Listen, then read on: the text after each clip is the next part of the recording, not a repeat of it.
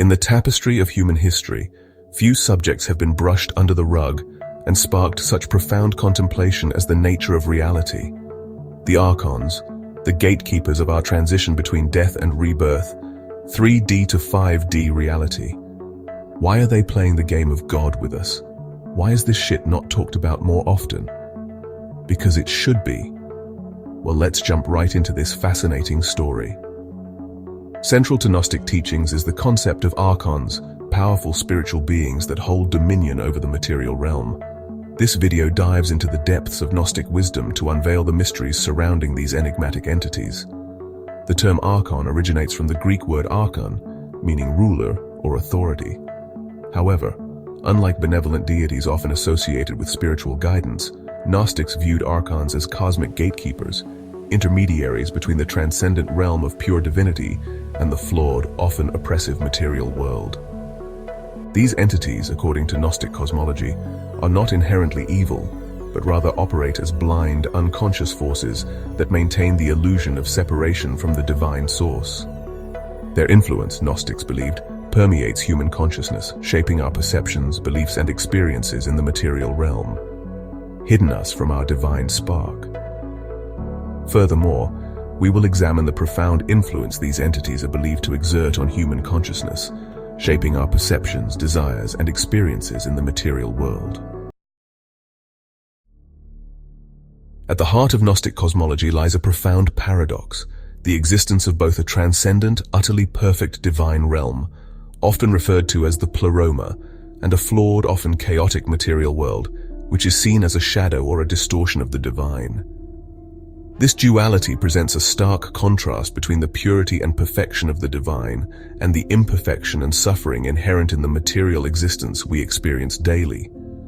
To reconcile this duality, Gnostics developed the concept of emanations, a series of divine emanations flowing from the ultimate source, each progressively distant and less perfect than its predecessor. These emanations form a complex hierarchy, with each level representing a step further away from the original divine source. Archons, according to this cosmology, occupy a precarious position within this hierarchy, acting as intermediaries between these realms. They are often depicted as gatekeepers or guardians of the material world, controlling the passage between the divine and the earthly. However, the Gnostic perspective on Archons diverges significantly from traditional angelic beings associated with divine guidance. Unlike angels, who are typically seen as messengers of God, Archons are viewed with suspicion and ambivalence. While some Gnostic texts depict certain Archons as benevolent guardians, overseeing cosmic order and guiding souls towards enlightenment, these texts are often outnumbered by those that present a more sinister view. Others portray them as malevolent entities, jealous of humanity's divine spark and intent on keeping us trapped in a cycle of ignorance and suffering. These Archons are seen as jailers, enforcing the boundaries of the material world and preventing souls from returning to the divine pleroma. This duality in their nature underscores the complexity of Gnostic thought, emphasizing the need for discernment and spiritual insight to navigate the challenges of existence. Gnostics believed that understanding the true nature of Archons was crucial for spiritual liberation. This enigmatic aspect of Archons raises fundamental questions about their true nature and purpose. Are they merely cosmic functionaries, blindly carrying out their designated roles within the grand scheme of creation? Or do they possess a more sinister agenda, actively working to keep humanity enslaved within the confines of the material world? This question has puzzled scholars and seekers alike for centuries. The idea that Archons might have a malevolent agenda adds a layer of urgency to the Gnostic quest for knowledge and enlightenment. It suggests that the struggle for spiritual liberation is not just a personal journey, but a cosmic battle against forces that seek to keep us in ignorance. Gnostic teachings offer no easy answers, instead encouraging seekers to embark on an inward journey of self-discovery to unveil the truth for themselves. This journey involves deep introspection, meditation, and the pursuit of hidden knowledge. Understanding the role of Archons requires delving deeper into the Gnostic understanding of the human condition. Gnostics believed that the material world is a place of suffering and illusion, and that true knowledge or gnosis is the key to transcending it. Gnostics believed that each individual carries within them a divine spark, a fragment of the ultimate source, imprisoned within the material shell. This spark is a remnant of our true divine nature, longing to return to its origin.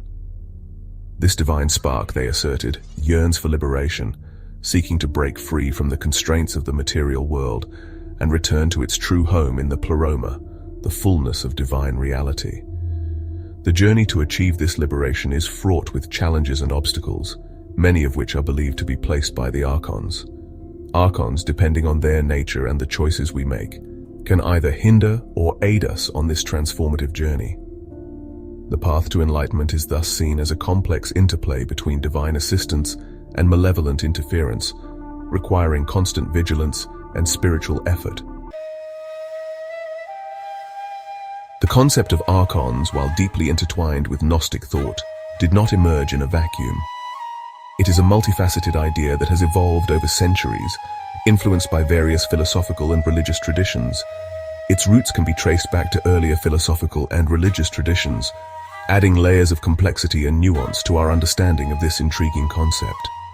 The term Archon itself, derived from the Greek word for ruler or lord, hints at the authoritative and often enigmatic nature of these beings. Ancient Mesopotamian mythology, for example, featured a pantheon of deities known as Apkallu, wise sages tasked with guiding humanity and maintaining cosmic order. These figures were seen as intermediaries between the gods and humans, a role that closely parallels the function of Archons in later Gnostic thought. Similarly, in ancient Egyptian mythology, the concept of Neteru, powerful beings embodying various aspects of creation, bears a striking resemblance to the Gnostic concept of Archons. The Neteru were seen as divine forces that influenced both the natural world and human affairs, much like the Archons who were believed to govern the material realm. These parallels suggest that the idea of intermediary beings occupying a liminal space between the divine and the mundane resonated across diverse cultures and eras. This reflects a shared human fascination with the unseen forces shaping our world, and the desire to understand the mechanisms behind the cosmos. However, Gnosticism, with its emphasis on personal experience and direct knowledge, gnosis, of the divine, imbued the concept of Archons with a distinctive character. Gnostics believed that true enlightenment and salvation could only be achieved through personal spiritual knowledge, which set their interpretation of Archons apart from earlier traditions. Unlike earlier traditions that often depicted these intermediary beings as benevolent guides, Gnostic texts introduced a more nuanced perspective. They highlighted the potential for both positive and negative influences stemming from these powerful entities, portraying Archons as both obstructive and enlightening forces in the spiritual journey of individuals. This duality, inherent in the Gnostic understanding of Archons, reflects the inherent ambiguities and challenges inherent in the human experience. It underscores the belief that spiritual growth often involves overcoming significant obstacles and recognizing the dual nature of existence. Furthermore, the Gnostic concept of Archons emerged during a period of significant cultural and religious upheaval. The transition from polytheistic to monotheistic belief systems created a fertile ground for new interpretations and spiritual ideas to take root. The rise of early Christianity, with its emphasis on a single all-powerful God, challenged traditional polytheistic beliefs. This shift prompted new interpretations of the cosmos and humanity's place within it, as people sought to reconcile their ancient traditions with emerging religious paradigms. Gnosticism, with its emphasis on personal gnosis and the inherent divinity within each individual, offered a radical alternative to the emerging dominant religious paradigms. It provided a framework for understanding the cosmos that emphasized personal spiritual enlightenment and the transformative power of inner knowledge. To fully grasp the significance of Archons in Gnostic thought, we must first dive into the intricate whirl of the Gnostic cosmos. This cosmos is not merely a physical space, but a complex spiritual hierarchy that reflects the profound metaphysical beliefs of the Gnostics. Unlike the linear creationist worldview prevalent in many religions, Gnosticism envisioned a universe emanating from a single unknowable source, often referred to as the monad or the fullness, pleroma. This source is beyond comprehension, an infinite wellspring of divine light and consciousness. From this ultimate source, a series of divine emanations unfolded, each progressively distant and less perfect than its predecessor. These emanations are not random but follow a specific order, each one embodying a particular aspect of the divine essence. These emanations, often personified as divine beings or eons, represented various aspects of the divine mind and creative power. Each eon has its own unique role and function within the grand cosmic scheme, contributing to the overall harmony of the pleroma. The farther an emanation from the source, the less perfect it became, eventually giving rise to the material world, the furthest removed from the divine realm. This material world is seen as a shadowy reflection of the higher, more perfect spiritual realities. Archons, according to this cosmology, occupy a unique position within this hierarchy, residing in the lower emanations, closer to the material realm. They are seen as rulers or gatekeepers of the material world, exerting their influence over the physical and psychic dimensions of existence. Within this cosmic drama, Archons play a crucial role, acting as intermediaries between the higher realms of pure divinity and the flawed, often chaotic material world. They serve as both protectors and jailers, maintaining the structure of the material realm, while also limiting the spiritual ascent of souls. Their task, as Gnostics believed, is to maintain the order and structure of the material realm, ensuring its continued existence. They enforce the laws of nature and the cycles of life and death, keeping the material world in a state of balance and continuity. However, due to their distance from the source, Archons possess only a limited understanding of the divine, often mistaking their own limited power for absolute authority.